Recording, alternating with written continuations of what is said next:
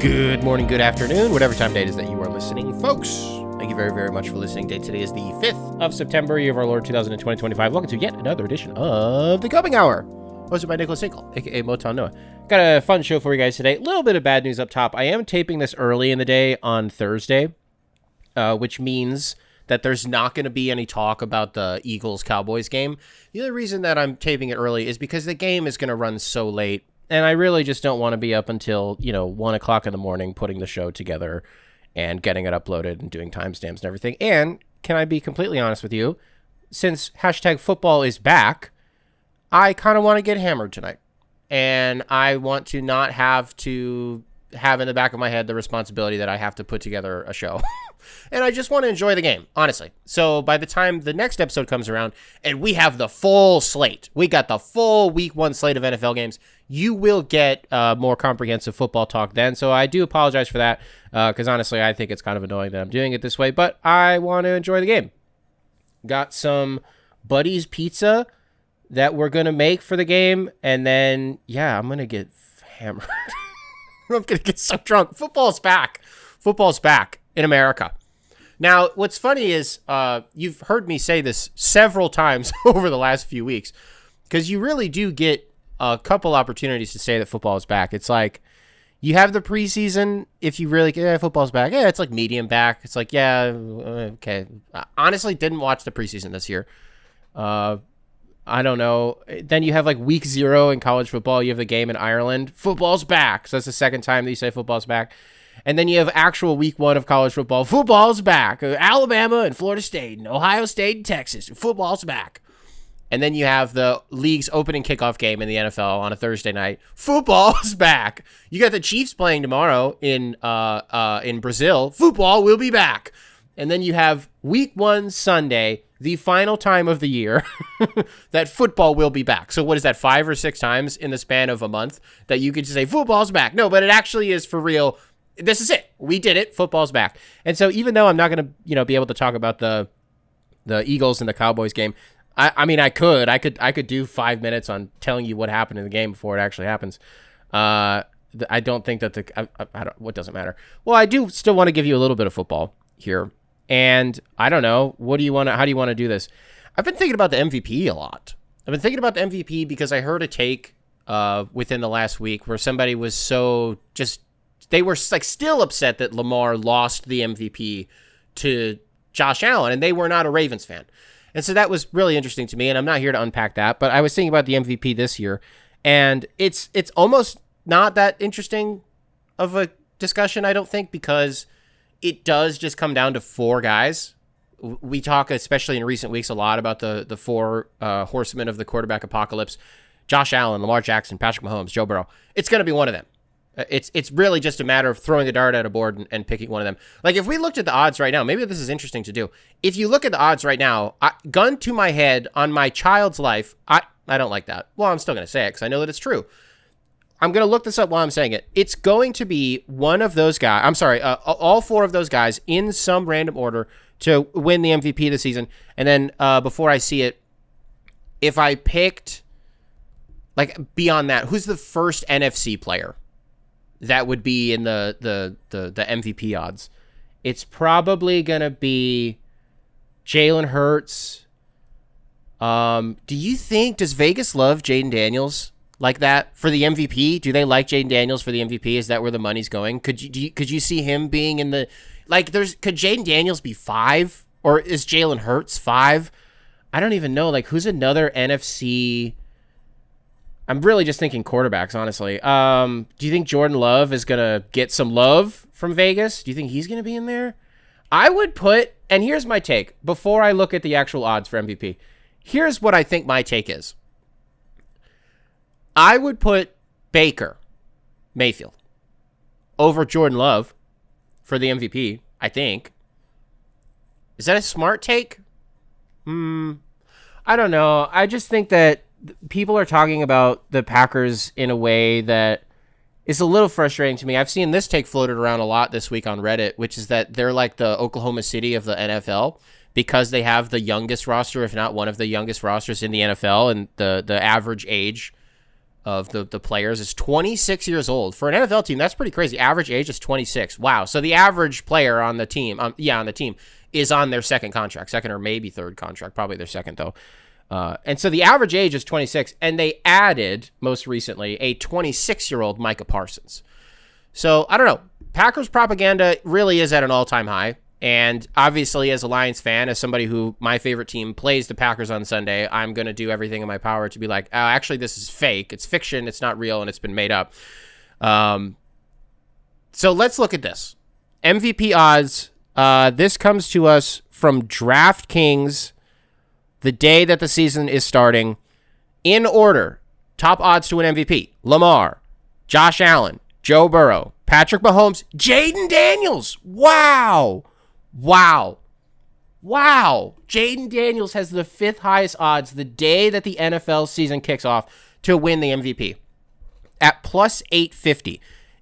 Right after him, Jordan Love at plus 1600.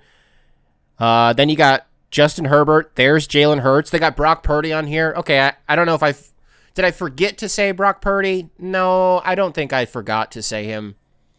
I'm not a Brock hater. I think he's sort of in that Justin Herbert camp where you either think that he's overrated and he stinks, or you go to war for him. And I don't know. Maybe I'm somewhere in the middle. I really liked him at Iowa State. And I just think he has such a cool story, and I think it's cool that he got paid.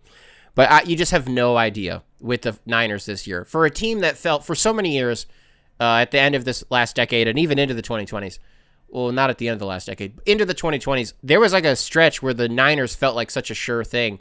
And then last year, you got all these injuries, and the wheels just fall off, and they have a season from hell, essentially.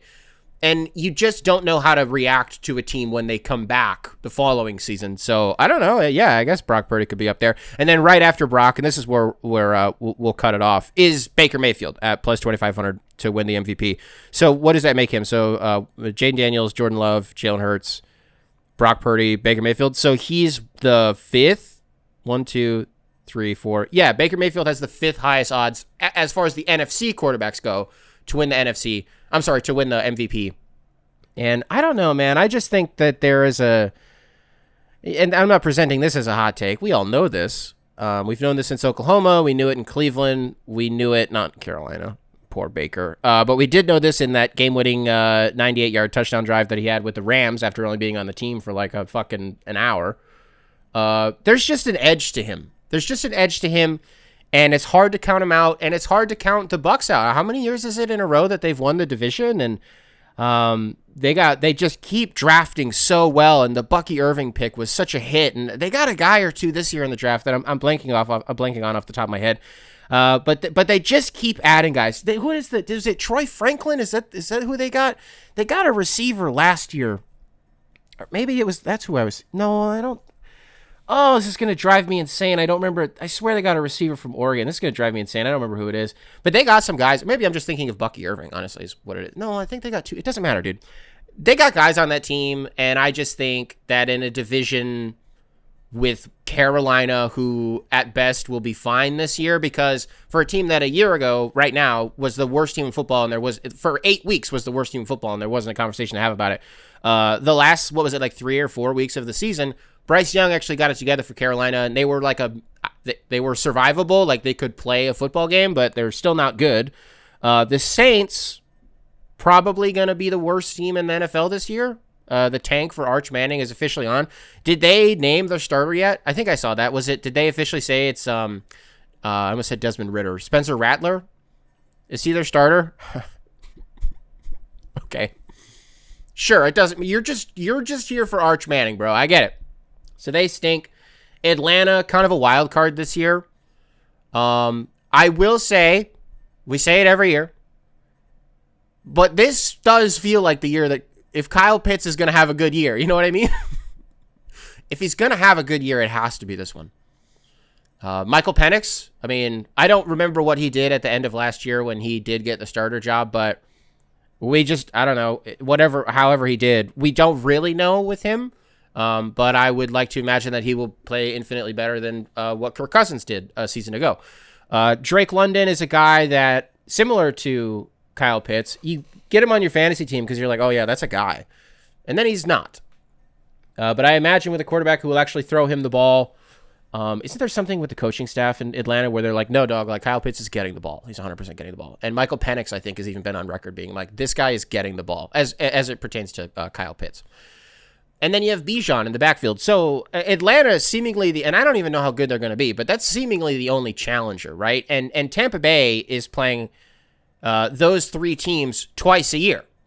So there's like, I don't know what the rest of their schedule looks like. I imagine it's not an easy schedule. They've been very successful. Didn't they win I don't remember how they did in the playoffs last year. I was thinking of 2 years ago when they beat Philly and then lost to Detroit, by the way. Yeah, I don't know. I just think Baker, if there's I'm not saying he's going to win the MVP. I'm not. I've spent the last seemingly 5 minutes building my case for a Baker Mayfield MVP. I guess I don't. How do I say this? I'm talking myself into it like I believe it more than I actually do. I think what I actually believe is that by week 10, we will be having the conversation. By the time it's week 10 and it's Wednesday, we're in the middle of the week, Thursday Night Football. Like at this point, we've how do I say this? God damn it. I was on such a roll.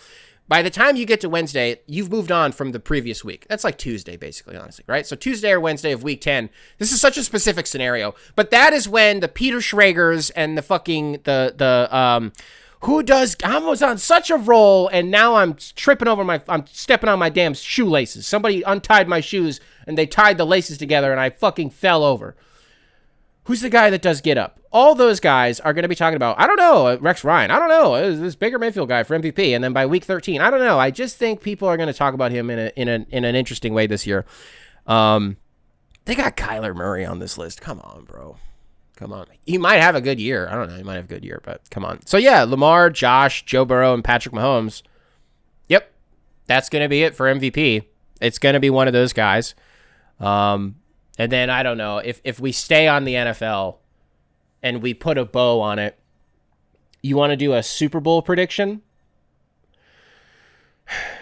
I'm going to pick the Lions. I'm not going to not pick them. Just see. If I can't pick the Lions, by the way, because then, well, let's do the AFC first.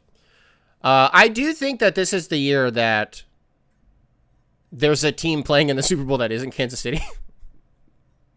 And that's not to say that they won't make it to the AFC Championship game. I mean, this is a team, Mahomes has led them to, is it 8 straight?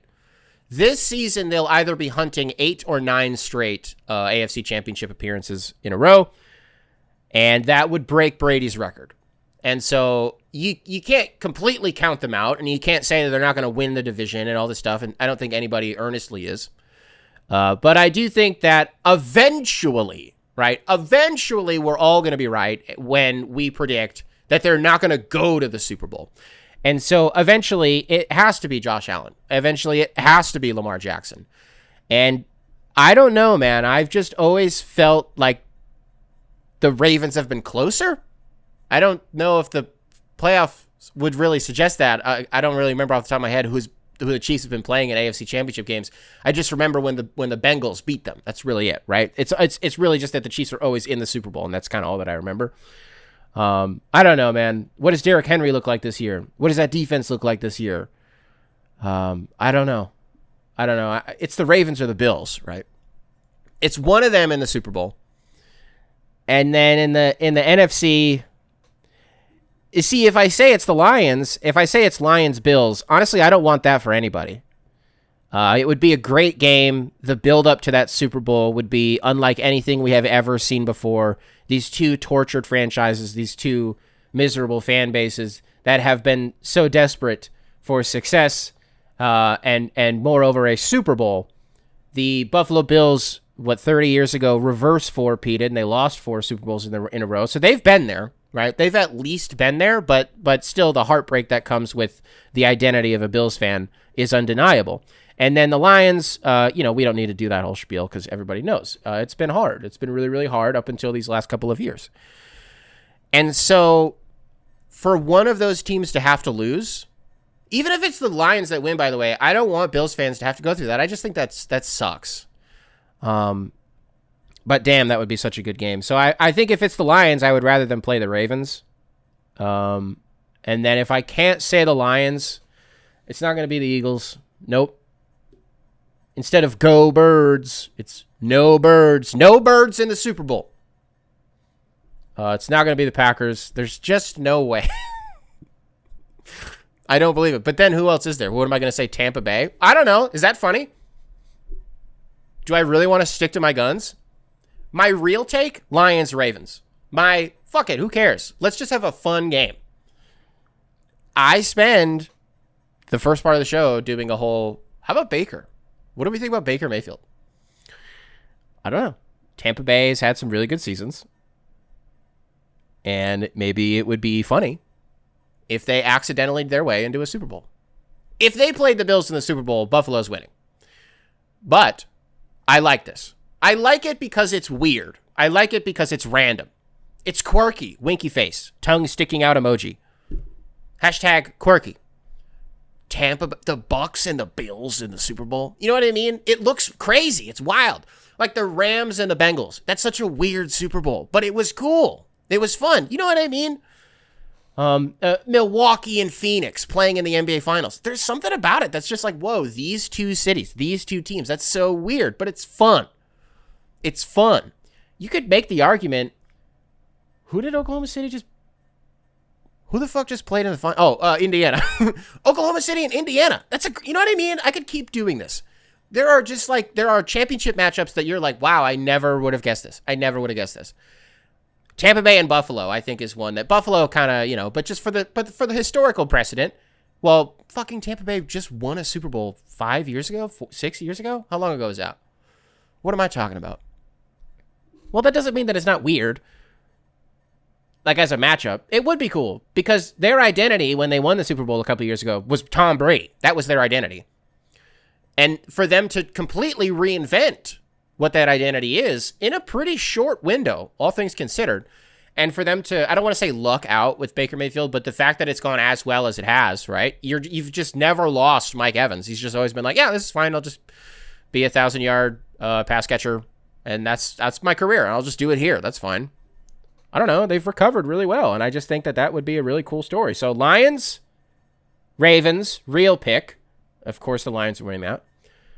And then for my fun pick, my fun, quirky, winky face, tongue sticking out emoji, hashtag quirk pick, I'm going to go Tampa Bay and Buffalo. Just kind of came to me organically. I like that for me, and I like that for America.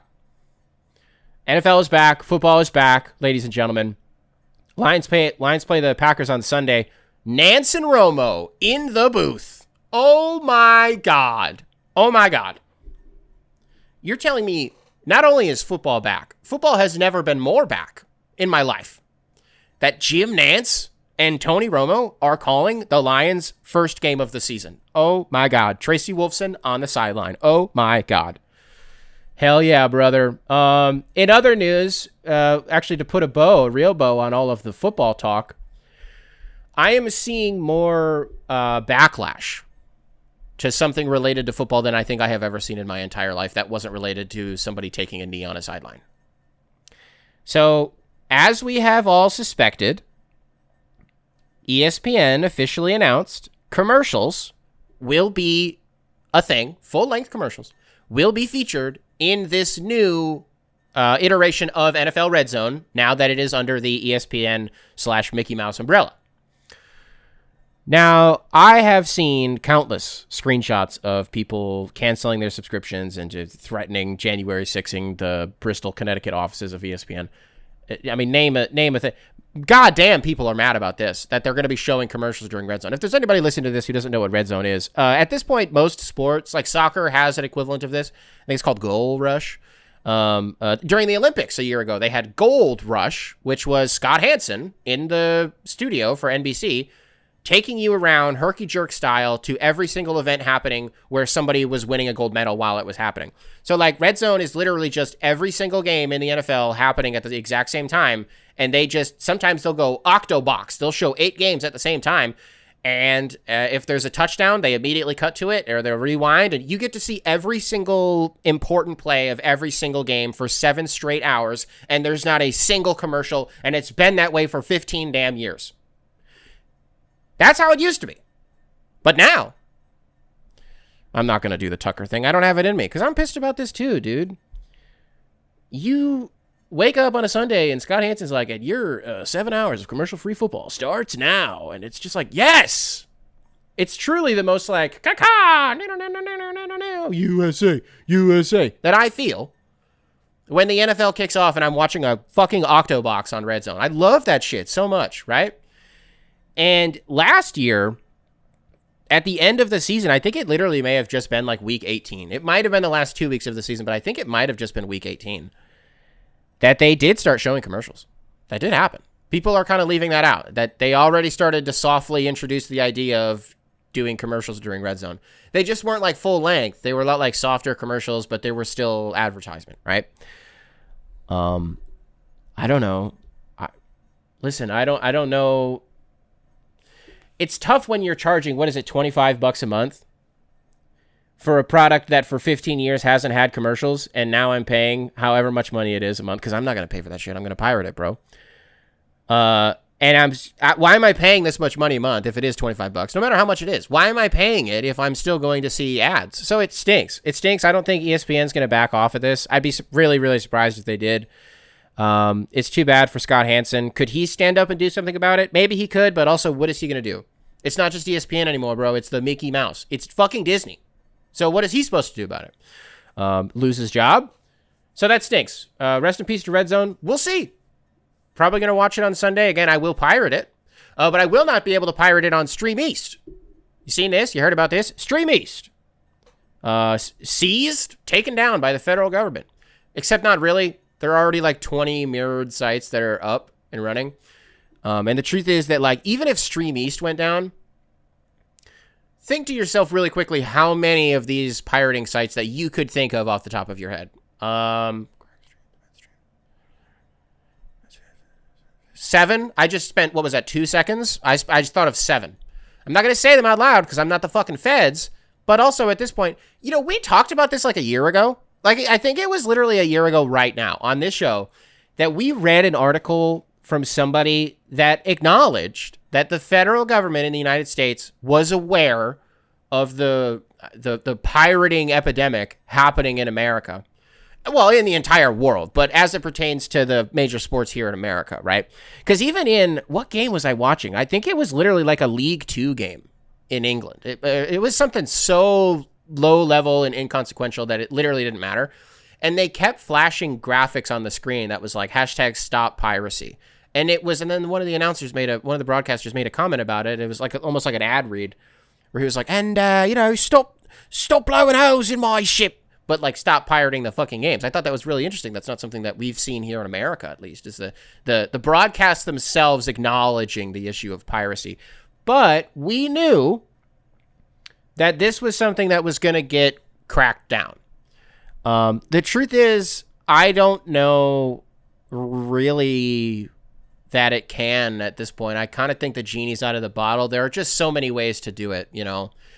There's not just one site that you go to. And a lot of these sites are like interconnected. And so even though they have different URLs or they have different whatever, like they operate on the same, like one guy will be streaming his whatever. I don't know how these guys are doing it. And I've always wondered where people are streaming these games. Is it literally just in their living room? Because I've always just imagined it like they're for real, like in a fucking data center.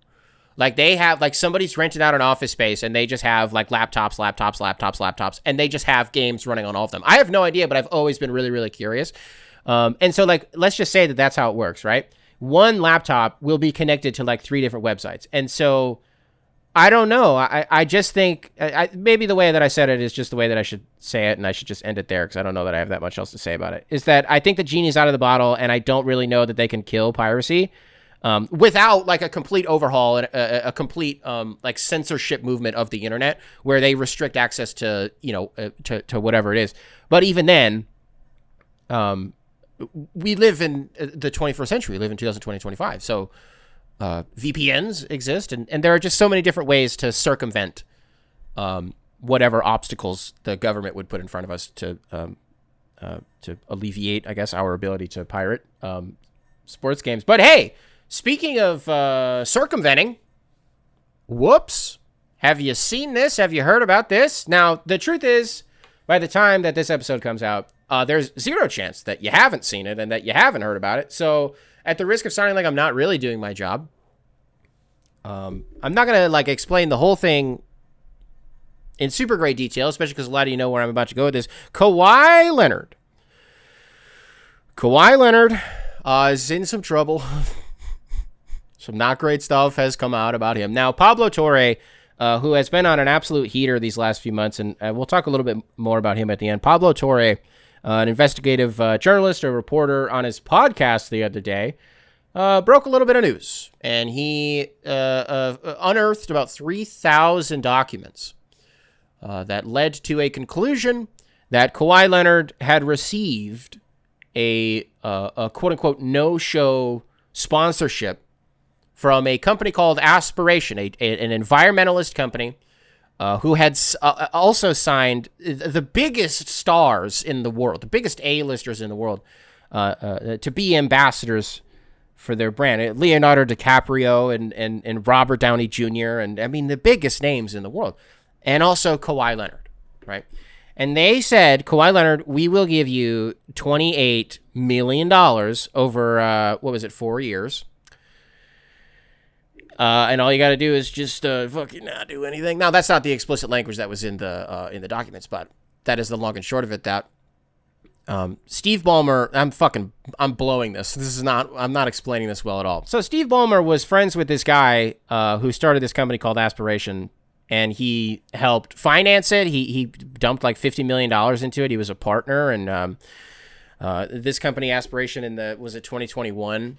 Before the season, they were presented by the Clippers as like, hey, this is a major partner for us, and the name of the company is going to be on the backs of the seats courtside, and eventually, this is going to be the sponsor of our jersey, Aspiration, and then the company went bankrupt, and that's how we found out about all of this shit. And so, what I'm not getting at, and what the real problem is that it sounds like what Pablo Torre is alleging here is that the Los Angeles Clippers circumvented the salary cap, and they gave Kawhi Leonard less money because they knew that they were able to supplement whatever income he's losing out on with this sponsorship deal, right? So, like, there is precedent for this in the NBA, by the way. Maybe I'm just not existing on the right internet. Nobody's talking about this. Again, maybe I'm not in the right spaces. I just haven't seen anybody talk about this. There is precedent for something like this happening, a team circumventing the cap. It was like 25 years ago. I think it was at the turn of the century that for the Timberwolves, it was it Joe Smith? Was it Joe Smith? It was like a fake 2K name. Joe Smith. He kept signing 1-year contracts with the Timberwolves for like $3 million, despite the fact that he was worth way more than that. And we ended up finding out it was because owner Glenn Taylor and general manager Kevin McHale, by the way, a guy who had a horseshit career as an executive and as a coach, Kevin McHale. It turns out that they were saying to Joe Smith, hey, if you keep signing these like 1-year contracts for $3 million, that will let us pay other players so that we can actually have a good team. And then eventually, we'll pay you. Eventually, down the line, we will give you what you're owed.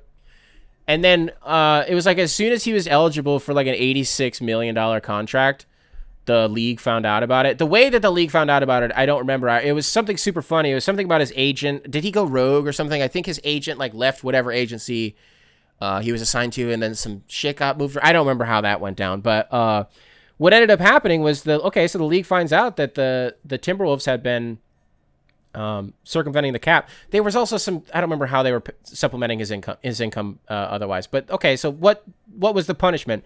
They lost a couple picks. It was like 5 or 6 picks, and then the NBA first round picks, by the way. It was like 01, 02, 03, 04, 05, and maybe 06. And then eventually, and they got fined, I don't remember how much money, but they got hit with like a $4 or $5 million fine, right? And those picks, the league felt bad that they took them away. They took so many away that eventually they did give 2 of them back. I don't remember what years they were, but the league did end up giving 2 of those picks back. So now that we know that there is historical precedent for this, if we go back to present day, okay, so the Clippers are inadvertently paying Kawhi Leonard less money so that they can, I don't know, field a better roster, whatever reason that they have to do this. That is pretty much it.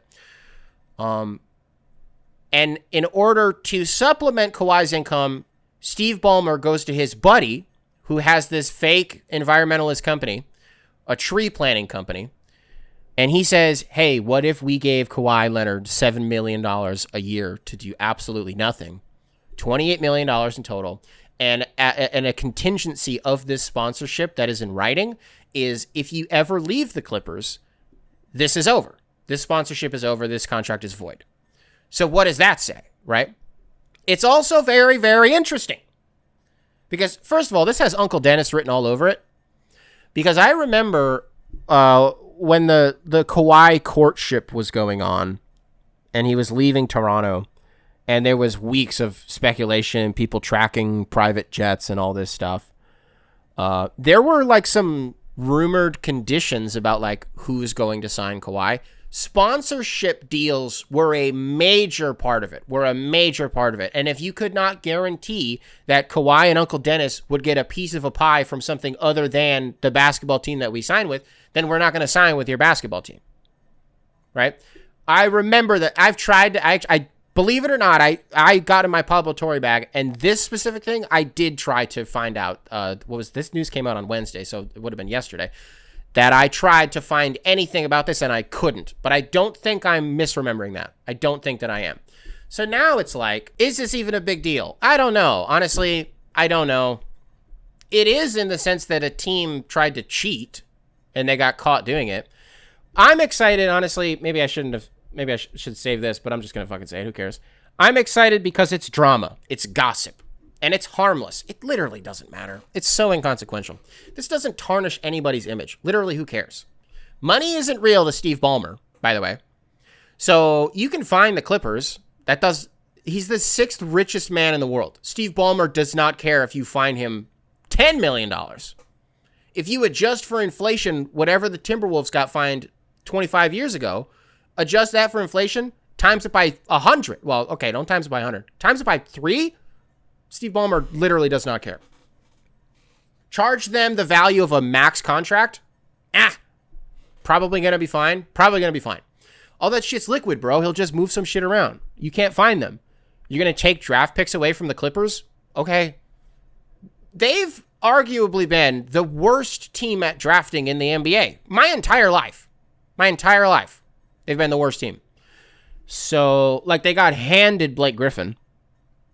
That wasn't like what a great pick. No, he was the pick. If I really went down the list, I'm sure I could find a guy or two. They drafted Shea, didn't they? Okay. Yeah, you give them some credit.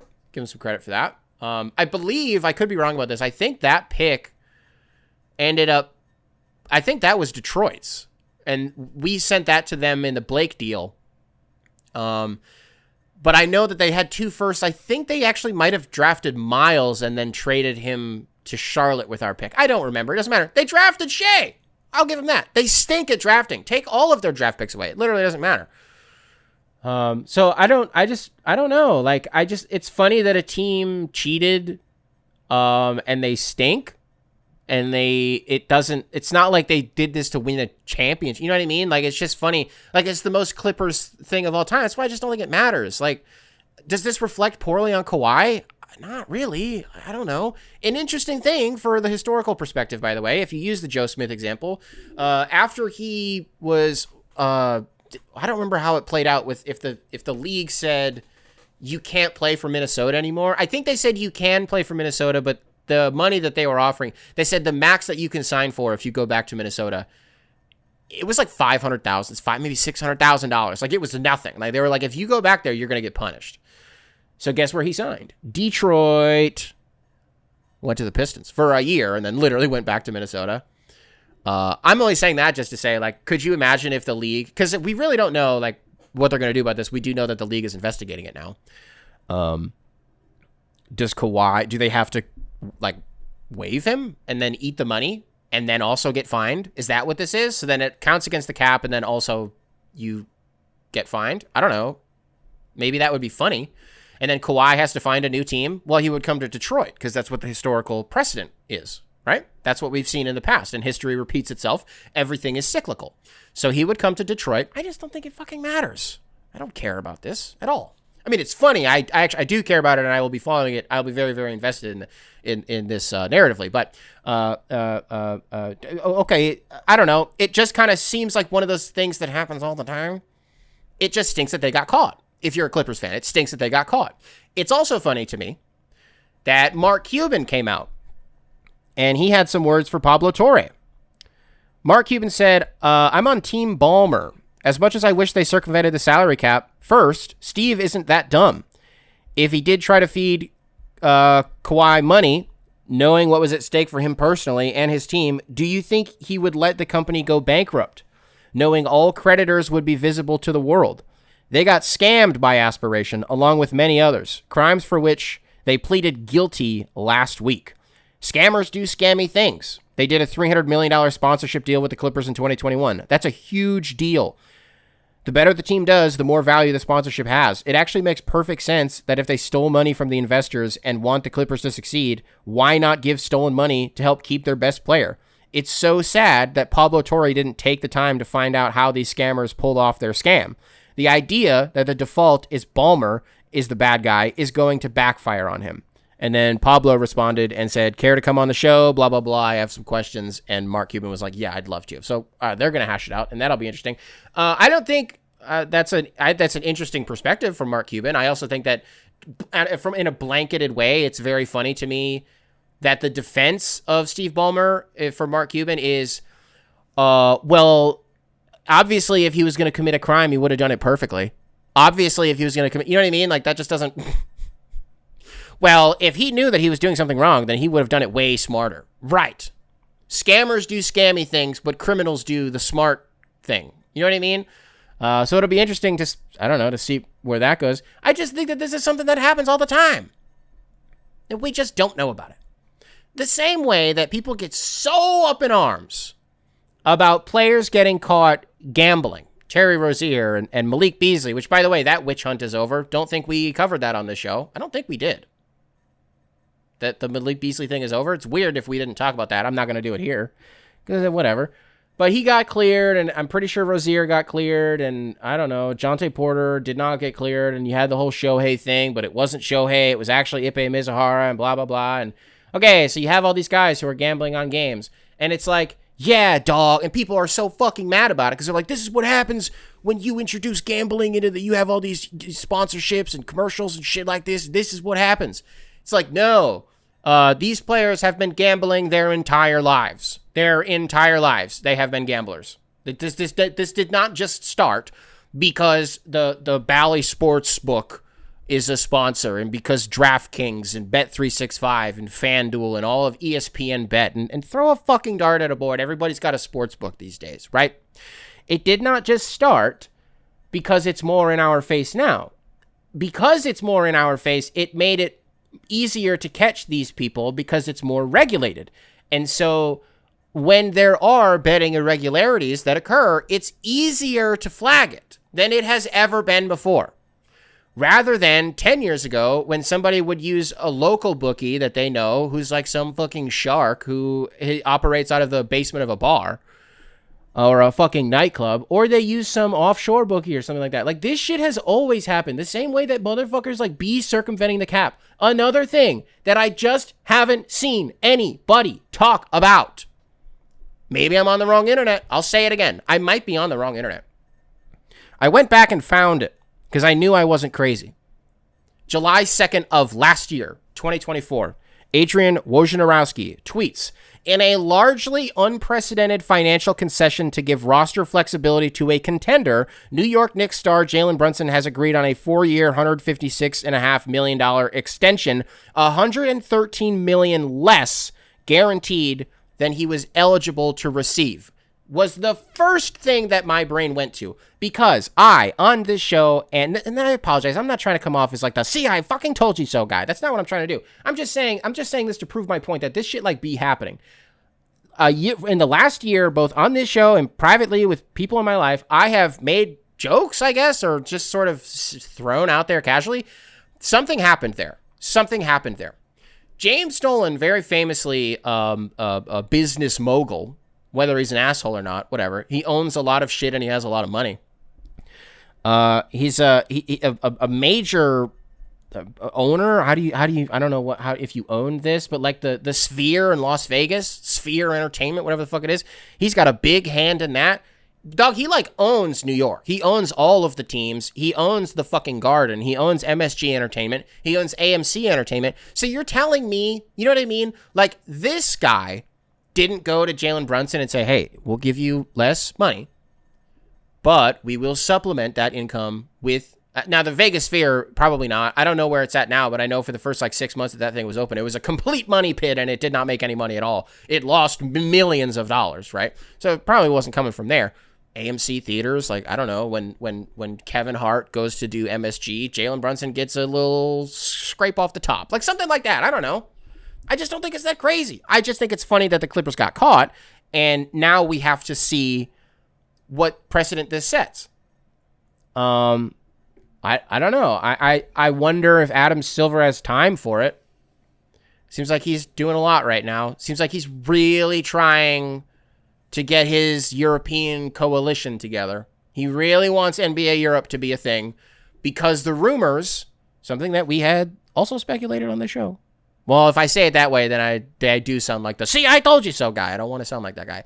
Well, I don't know, offhandedly threw out there a month ago that what if LeBron and Maverick Carter are trying to start their own basketball league? Apparently that might actually be a thing.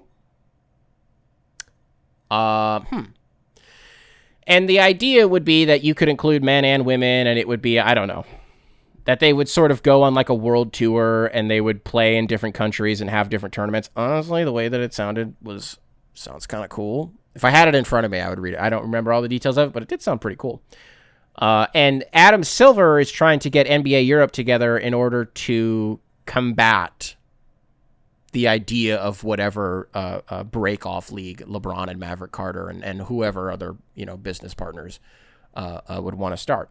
So does he have time to deal with the fact that the Clippers cheated, if that's what we're saying? They cheated and it amounted to nothing, Do you just kind of say ha-ha, do it better next time? At least the Astros banging on trash cans got them a World Series, you know what I mean? And then when it was discovered that they were banging on trash cans, the MLB was like, oh, you guys can just fucking keep it. It doesn't matter. Who cares? None of this shit's real anyways. Alex Cora, I think, had to go away, and AJ Hinch had to go away, and probably got some fines and maybe some, I don't remember. Nothing meaningful happened. And then it was the COVID year, so nobody could even heckle the damn Astros. So then another year goes by, and now fans are able to come back. And so it's 2-3 fucking years that people are just dogging the Astros. And I don't know if you can tell, we're 5 years, 6 years removed from it. I'm still not over it. It's funny. It's so funny. It's so funny as a scandal. I love it. The videos are so funny to me because it's so damning and it's so blatant. But it's something that, I don't know, loud noises be happening at sports games, not even just baseball games. You're just not going to catch it. But the fact that, I don't know, pitchers did catch it and media members did catch it. It's just the way that they got caught is just interesting to me. And it just comes down to me hating the Astros, period, even if they weren't cheaters. And they gave me a reason to hate them because they cheated, right? So even they cheated to the highest degree. They used technology to cheat. Because you can steal signs. It's been happening all season. It's been a fucking epidemic in Major League Baseball this year that dudes are stealing signs. But they're doing it in a legal way. They're doing it the quote-unquote organic way, where it's a guy on second, and he's just, if you're going to leave your mitt wide open, I'm going to see what grip you have on the ball. There's nothing wrong with that. You're not using, I almost said electricity. You're not using technology to fucking cheat. Sometimes you can tell because a guy will exhale and raise and dip his shoulders when he's about to throw a fastball. These guys have tells. So sometimes you can relay those messages, right? But when you use technology to cheat, you're a fucking cheater. Well, when you use financial manipulation to cheat, you're also a fucking cheater, right? What's going to happen to them? What are you going to do? What are you going to do to the Clippers that actually brings the hammer down and punishes them? Short of literally kicking Kawhi off the team. Are you going to suspend him? Because we talked about how you cannot fine the Clippers. They will. If they find that the Clippers are guilty of what Pablo Torre is alleging here, they will fine the Clippers at the very least. Okay, but again, that doesn't matter. That is of no consequence unless they make it as a stipulation that it like counts against the cap or something. I don't even know if they can do that. But it's Adam Silver. It's his league. He can do whatever the fuck he wants. We talked about how you're not going to take away draft picks. They might, but it doesn't matter because the Clippers aren't good at drafting. You're going to suspend Kawhi. Really? Let's look at this really quick. Let's just do this. Let's be really quick about this. And I don't want to be nasty, but let's be real quick about this. Kawhi Leonard. We're going to look at how many games he's been playing. Because, well, actually, was it a year or two ago that he actually played a lot, like most of them?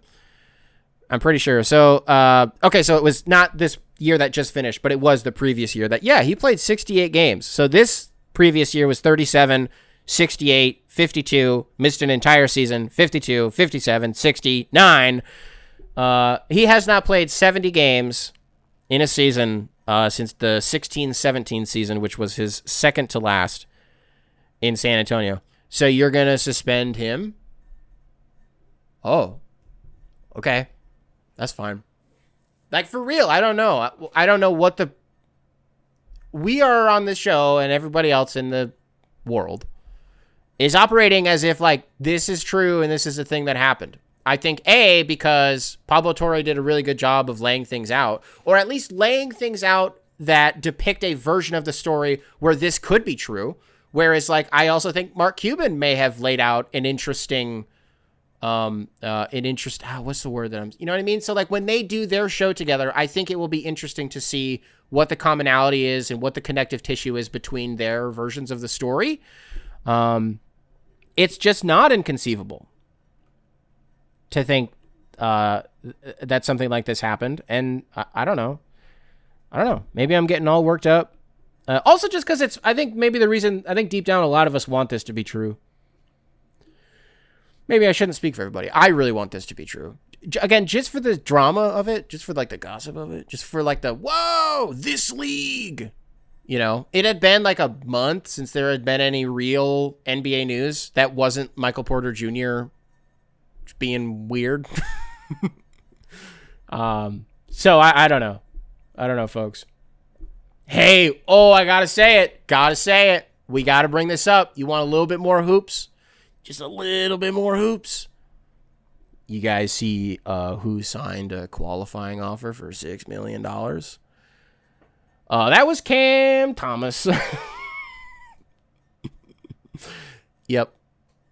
That was Cam Thomas. Now, the reason, if maybe you're confused as to why I find that so funny, is because also about a month ago, we spent, I don't know, like 2 or 3 episodes going back and forth with a lovely emailer, very nice guy, going back and forth with him about why Cam Thomas did not actually deserve as much money as he thought that he did. And the emailer was very certain that he did, and he even went as far as to say that not just me, but nobody could name 10 players who are better scorers than Cam Thomas. And then in a span of, I think it took us like 60 seconds to name like almost 20 guys. And by the way, I named 20 guys, and in retrospect, I didn't say Shea. I forgot to say him. I forgot to say Donovan Mitchell. Like, there are guys I just straight up did not say.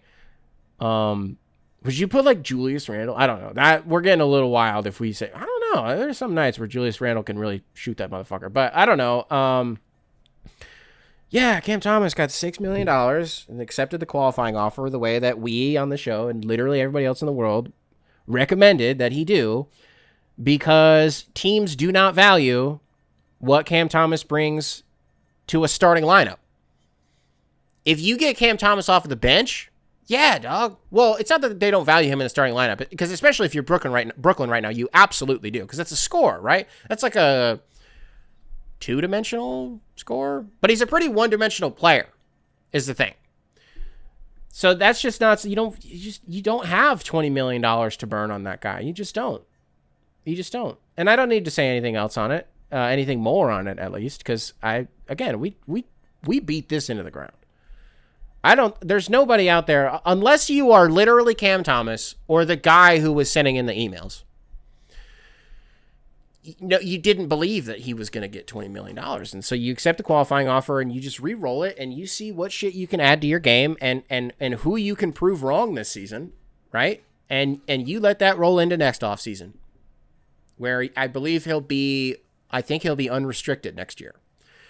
So then it just comes down to, because the truth is he could have gone anywhere this year. If somebody was going to pay him $20 million, Brooklyn was not going to match that. They weren't. They would have let, Team X make that mistake on their own. Whereas next year, Brooklyn will have to be a lot more meticulous on like how they want to do things with him.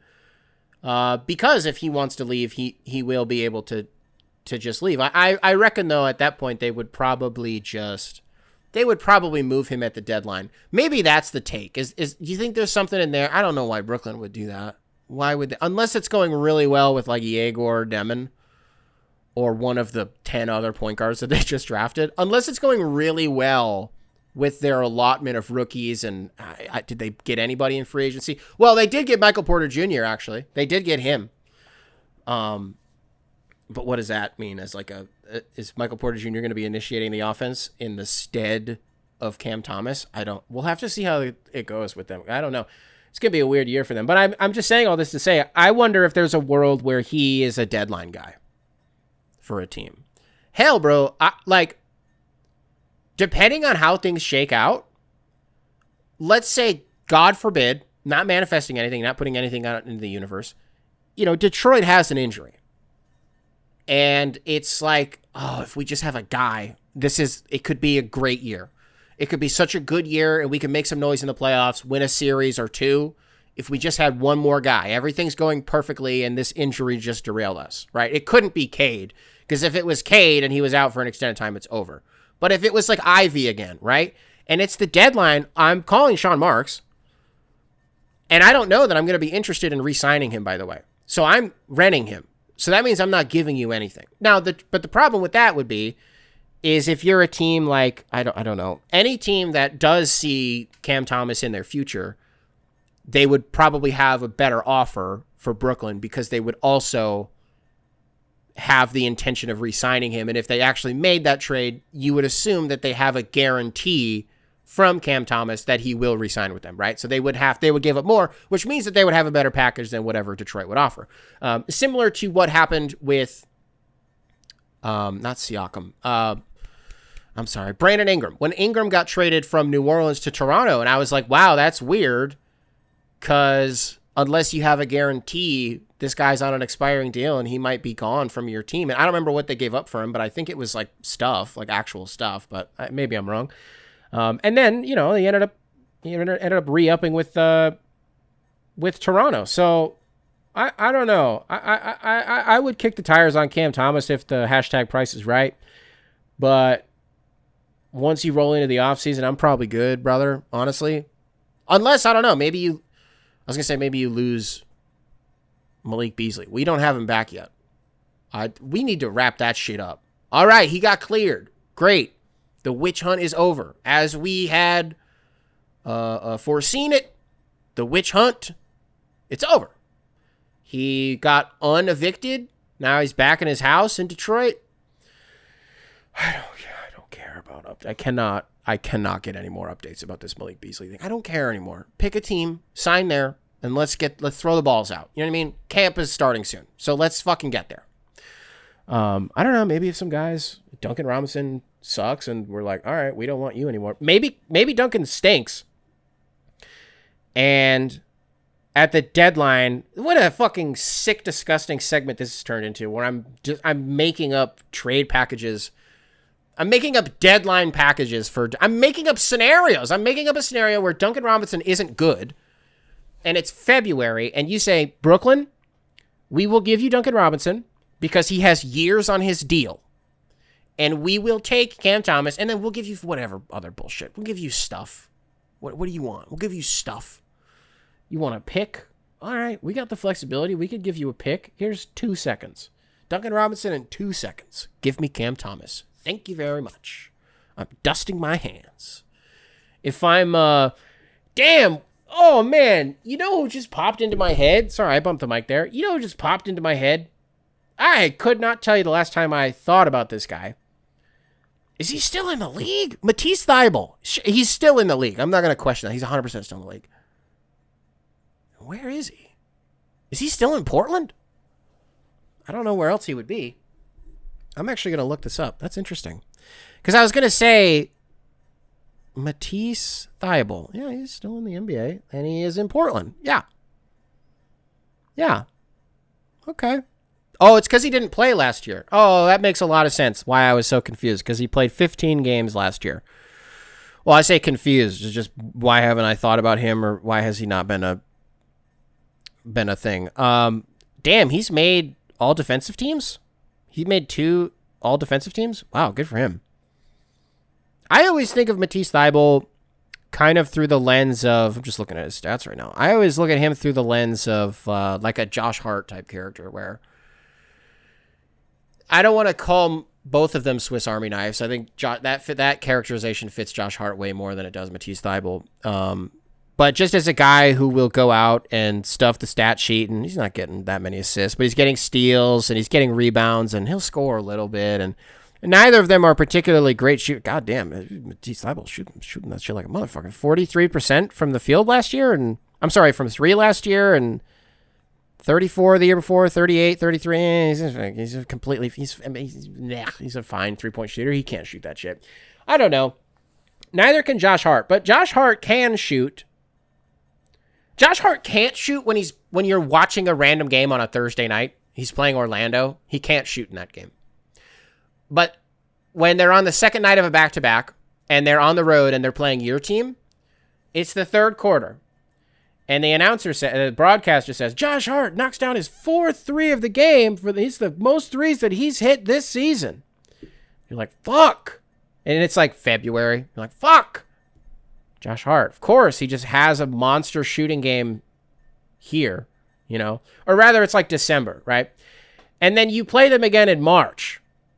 And it's the second quarter. Josh Hart hits 4 threes in a game. It's the first time he's done this all. What the fuck? He did it for the first time again? It always happens against your team that Josh Hart shoots the shit out of the ball. Always happens against your team. I don't think it happened against Detroit in the playoffs, as a matter of fact. Was there a game that Josh Hart really went berserk from 3? I don't think that there was. I don't think so. I'm trying to think of, like, I remember all of the, like, Cat just hitting shit from the logo. And, like, Brunson getting inside and hitting nasty shit, but I don't remember a game. Josh Hart has had playoff games where he's gone absolutely nuts. I'm just pulling it up right here. No. Well, there was one game. It was game 4 that he went 3 for 5. I mean, yeah. 14 points, 10 boards. Yeah, I don't know. That's just kind of it. The threes that he hit in the series from game 1 to game, was it 6? 1 1 0 3 1 1. Sounds like that Alt J song. 0 1 1 1 0 0 1 1. It's like Josh Hart's game logs for 3-pointers. Which is fine. By the way, I don't want this to come off like I'm like, oh, this motherfucker can't shoot threes. He's not good at basketball. No. That's not what you want on a Josh Hart. That's not why you're letting him suit up for you. So that he goes out there and hits a bunch of threes. It's really cool when he does. It's cool when Josh Hart goes out there and he gives you 10 rebounds and 4 assists and 3 steals, maybe a block, 6 deflections. And then also in the middle of it, he could have 0 points and he's still going to have a good game. But then also in the middle of that, he'll go out and hit 4 threes. How many times do you think Josh Hart has hit 4 threes? I don't want to do this Zion bullshit again because we were here for a while when we did it with Zion. What's the career high for Josh Hart threes in a game? I bet he's hit 6 or 7. I bet he has. There was a game in the playoffs, I swear to God, maybe a year ago. And since I got this pulled up right here, I can pull this up no problem. He actually did hit 5 threes against Boston in the conference finals. I'm sorry, not the conference finals. Because they got bounced in the conference finals. In the second round against Boston, he hit 5 threes and he scored 24 points. So is that his high? He's got a couple 4s. I don't want to do the Zion thing again. Josh Hart's just played too many years. How do I look this up? What's the most efficient way that I can look this up? If I just go this last season, threes made in a game, there should just be so much. I can't look this up. You think I can ask Siri? Do you think she'll know? Siri's been on a bit of a hot streak on this show. The most crucial piece of artificial intelligence that we have in our increasingly digital culture. Let's ask Siri. Hey Siri, can I ask you a question? Don't fucking do this.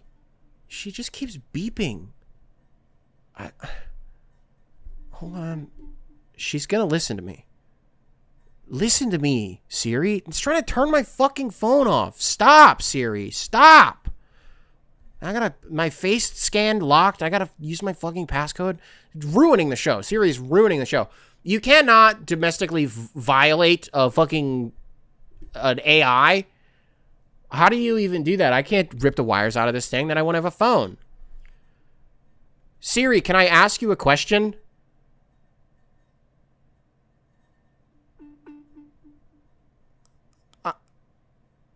How the fuck do I get this to work? I'm gonna troubleshoot this shit.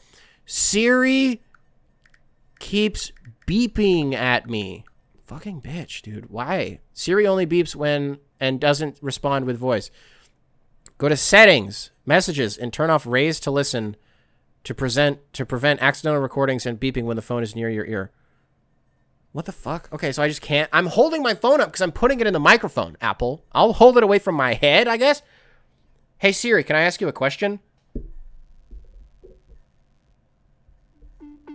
Oh my fucking God, dude. What was I talking about? Josh Hart? I don't care.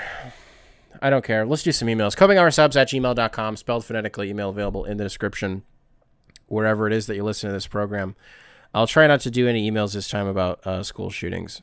That completely. It is very funny to me, and I feel so bad that I kind of was mean to the guy who sent in that email, because it really was a soapbox moment for him, and everything that he said was right. But I just read the email. This is from the last episode. The idea of halfway blind reading an email that I didn't really remember what it said, and then being confused about what it was about originally, and then it turning into like a school shooting email, and then it fucking up my vibes so bad that I just end the show is very funny. Is very funny. Let's see. Oh, actually, you know what? I forgot to do my Pablo Torre investigative journalism, because one of you guys sent an email about it. Whatever. We'll cover it again when he talks to Mark Cuban. Let's do this one. It's an intense one. I said I didn't want to do school shootings. Let's do Nazis instead. Okay? Nazis in Australia. It's like if Kanye West and Jay-Z made a song now in Perth. If they went to Sydney and made the song that they made on Watch the Throne, but Kanye and Jay-Z were in Australia and they teamed up to do Watch the Throne 2, they would make Nazis in Australia. Does that make sense? So this is something that, before I read Angus's email here, this is something that I have been reading about this week, but I wasn't going to talk about it on the show because I was like, I don't really have the, like, I only know what I've read, and the truth is I don't really, it just wasn't really worth talking about, I don't think, for me, because my perspective doesn't matter.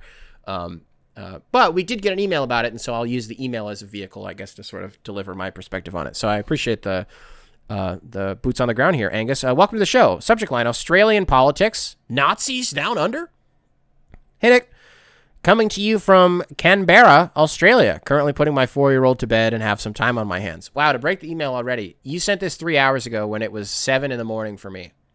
You were putting your kid to bed and it was 7 in the morning for me. That's time zones are so wild. I was literally like, that's crazy. Back to the email. Have you seen this? Have you heard about this? I'm reporting to you from the field about recent events here in Oz. Is it Oz? Oz? This last weekend, August 31st, there was a nationwide March for Australia that occurred in each of the capital cities. The objective of the quote-unquote march was a protest against the current financial hardships many low to middle income households are currently facing, but it was targeted at pressuring the government to curb immigration. Parenthetically, you said, which organizers of the march have said is causing the problem. Where it gets interesting is that the march was organized by leaders from the National Socialist Network, a noted Australian neo-Nazi organization. There were man-on-the-street style interviews with people attending the march in support of the cause, and when asked about the neo-Nazi organizers and presence among the crowds, the response from many was, well, I might not agree with everything they say, but they do have some good points, unquote. But there were also some clips in the news cycle of people realizing that they were at a rally with neo-Nazis. being shocked and then trying to shout at the Nazis to fuck off. But at that point, brother, I'm sorry to break it to you, but you are on their team. Too late. Well, that's not. We'll pump the brakes a little bit on the break the email for a second. If you get tricked into mental exercise here, first of all, how easy is it to get tricked going to like a Nazi organized like event? I would say if you're, well, in this instance, if you're going to the protest, if you're going to the protest thinking that it's about like standing up for middle class, like low income families or like lower class families. And then it's actually, that was like the sheet over the ghost Scooby-Doo style. And then when you remove the mask, let's see who's really under the mask. It's actually people who just wanted to use like classism as a vehicle to say that they hate Indians and Muslims. Cause that's what from what I read, it was Indians, Muslims, and obviously black people were the main targets here at a lot of these marches. So if you then realize that you've been duped and you say, wait, I don't want to be a Nazi. You guys are fucking idiots. Yes, I think from our perspective, I don't know. Those people are pretty dumb. So maybe I should have just, yeah, you're right. You're right. Whatever. Back to the email. All this just to say, as much as I may hate it, Australia sometimes feels like it's America light. And we just live on the rise and fall of whatever the fuck is happening in a country separated by the whole Pacific Ocean from us. Maybe this is the email for next time, but this is the whole late stage capitalism LOL thing, but actually for real. We're approaching globally the point where material conditions are almost poor enough for people to start really caring about who's calling the shots. Obligatory sports take.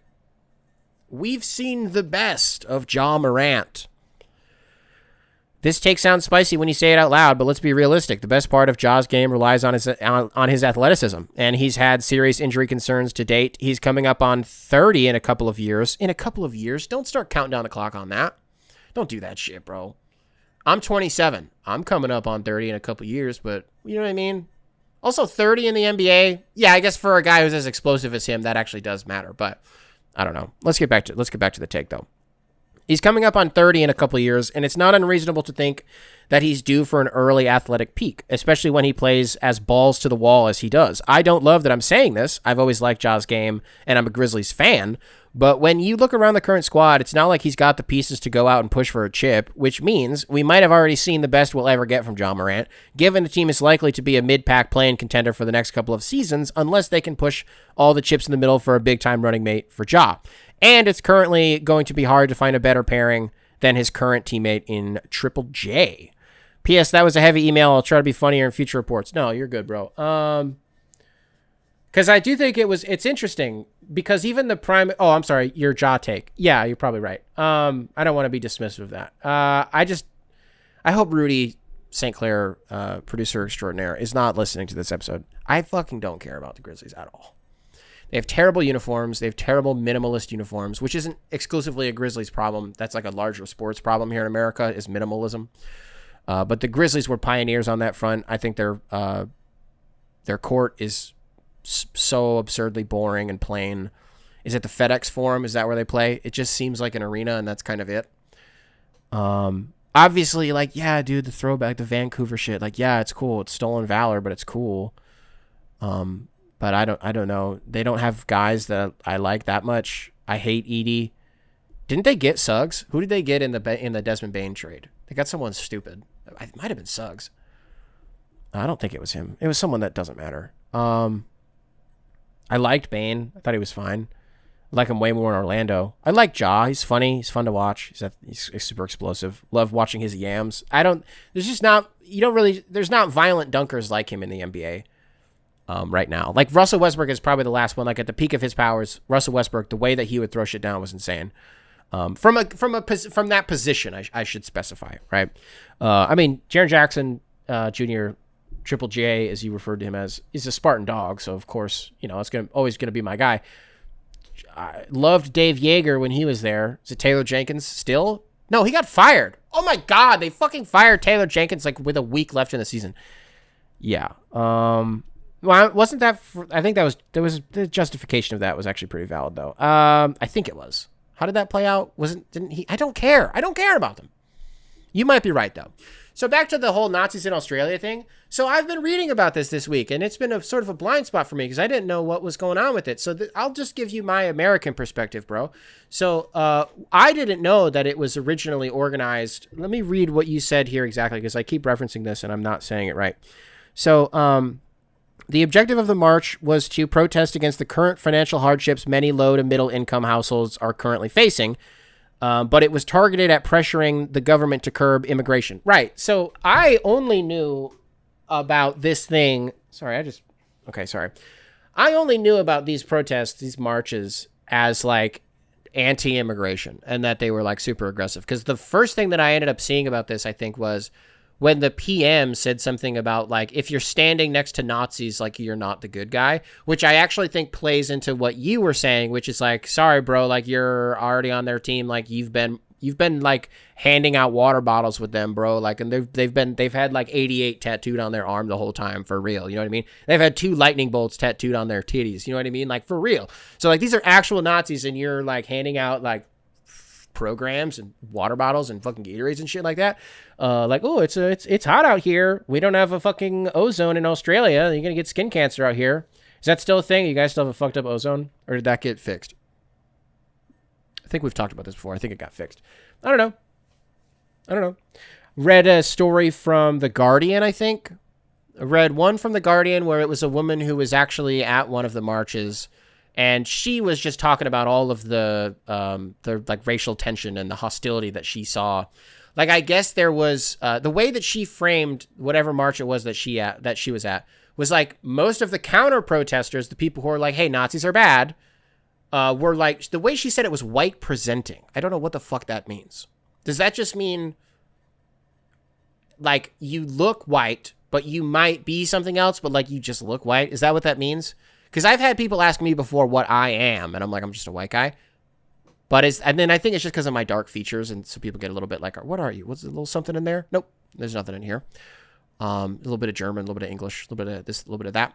A bunch of white presenting people, and like these Nazis would just walk by them, and they would use the C word, and I'm not going to use it because I don't like using it. I've never used it. It's a word that I think is so fucking mean.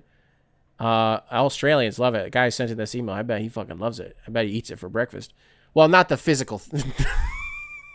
I don't think he eats the thing for breakfast. I'm just saying as a word, he probably, you know what I mean? Just puts all the words in a whatever. He uses the alphabet cereal and he only uses the C's to use the N's and the T's. And he, that's so funny. It's not that funny. And that's what he eats for breakfast. Well, I guess all of these people were like, saying to white people like, fuck off, you black C words. And the reporter was like, she was trying to express her confusion about it in The Guardian, and just reading her try to explain it was very funny to me. But it is also very weird to see these people. There were a couple of videos that I saw. I talked about Muslims was another big thing. Indians, another big like a targeted group in Australia at these marches. I don't know. I guess maybe my perspective on this isn't actually anything more than just like, I saw a lot of racist shit on the internet about this happening, and it's interesting that it was done, that the original intent of it was to tell the government to like get their shit together. And I read another story from ABC News Australia. Oh, fuck. What was in the story? I don't remember. I guess I don't have I don't have a good perspective for you on this. I don't. I just saw that it was a thing that happened. This is why I wasn't going to talk about it, honestly. Because literally all that it is was I saw a bunch of racist shit going on in Australia. And I was also confused because I thought it was a really hard country to get into. Or is that just New Zealand? I thought it was like, unless you are married to somebody who is a citizen, you're not going to be a fucking citizen. It's not that black and white, but like that's the easiest way to do it is to get married. And even then, isn't it still really fucking hard? Is that only New Zealand? I thought that was also Australia. America Light. Really? Is that what you got? You guys care about what we do over here? It's so funny to me. I get so caught up in between like American exceptionalism and like, obviously we run this shit, bro. Obviously, this is the fucking best country in the world and everybody just copies us and we dominate the media and we dominate culture and all this shit. While also believing, like, why do you guys give a fuck about anything that happens here? Well, it's actually because probably that America is of so much global consequence. And if the president is going to be a shithead and, you know, is he dead? What's going on with him? He's not dead. He was just on TV the other day. Do I want to do that? Do I want to do the Trump press conference where we all learned that he was in fact alive? Fuck it, I'll do it for a minute. Yeah, in the last episode, I think, we talked a little bit about, maybe 2 episodes ago, we talked a little bit about how there were some rumors swirling that Trump was dead. Because he hadn't been seen for a week. By the end of it, it had been a week since he had, like, been, not that there hadn't been pictures taken of him, but, like, on camera talking to reporters, right? Because he had gone golfing, and he looked fucking terrible. He went golfing, and the White House said, no press, no journalists. You guys cannot come with us. He will not talk to you, and you cannot come with us. No. I don't know. What else was there? People have the medical experts out there have suspected that he has endured at least one stroke, that he's had at least one stroke, and that the bruising on his hand is actually because of IVs, because of, I don't know, some heart disease or congestion or whatever the fuck, and his ankles are super swollen, and there's all this stuff medically that's going on with Donald Trump. People thought he was dead, and honestly, my thing was, dude, a trans person killed Christian kids with a gun, and Donald Trump had nothing to say about it. He had nothing to say. Did he post anything on Truth Social about it? He did not go on some fiery tirade on fucking Fox and Friends, and he didn't stand in front of a podium and talk about trans people killing Christian children, which is a thing that did happen. He didn't have anything to say on Labor Day. That's weird. That's weird. The guy who has spent the better part of, how long has he been on TV? 30 damn years? Like, really doing TV? 35 years? Not avoiding cameras, and in fact seeking them out and hiring them to fucking follow him, like while he does pap walks and shit like that. Like back in the day, like when he was still, like, you know, when he was just famous for being famous. He's famous for being a realtor and whatever the fuck, but he was famous for being famous. That's all that shit was. He's a fucking con artist. You're telling me that guy, you cannot escape him. That guy was avoiding cameras for a week. Something happened. Like, something happened, right? Okay, so then the White House announces, so when was this? Was this on Monday or Tuesday maybe? That he will be making an announcement from the Oval Office at 2 p.m. And I was like, whoa, is he going to announce that he died? That would be fucking crazy. The Weekend at Bernie's Donald Trump just to be like, I died. I am dead. The rumors are true. It's also not funny at all. So then the 2 o'clock rolls around. Gets delayed 30 minutes. That's weird. Then it gets delayed 15 more minutes. That's weird. Then it gets delayed 15 more minutes. But in 5 minutes into that last 15-minute delay, Donald Trump comes on. Okay. They did not film him walking up to the podium, which I thought was interesting. There's never been more intrigue. Well, this isn't true. I was going to say there's never been more intrigue on, like, the physique and the physical well-being of Donald Trump. But after he got fucking shot, after a kid shot at him and the RNC was like 2 days later, yes, people were very interested to see, like, what does he look like? What's going on with his ear? And he had this fucking most absurd, like, piece of gauze with, like, duct tape taped to his ear that you've ever seen in your fucking life. Well, it was just interesting that they didn't let us see him walk up to the podium, because I bet he shuffled his ass over there. He's probably dragging his fucking feet. He's surrounded by, like, 18 dudes. And they were announcing that the fucking Space Force was moving from Colorado to Huntsville, Alabama, which is an entirely political move, just moving it from a blue state to a red state. Has nothing to do with anything. And it really is the perfect way for Donald Trump for the White House to dip his toes back into the water, I think. Because after this week of not addressing, I don't want to say mass hysteria in the United States. I'd say a good portion of people had no idea that it was even going on. But the people who are like be online, you know what I mean? Like, this was something that people were talking about for a week. Again, something did clearly happen. Like, I'm one way or another, something happened. I'm taping the show. I feel so bad. My son is awake. My son is awake. I'm not going to be able to finish this. Something happened with Donald Trump. He's crying. I got to fucking go, dude. He is alive. If you're listening on Spotify, I love you. Apple Podcasts, what's up? What's up? I can't do that to you. What's up? What's up? If you're listening on YouTube, like, subscribe, keep primary control in check, and I will catch you guys. Sorry for the abrupt end of this episode. I'm so sorry. In the next one.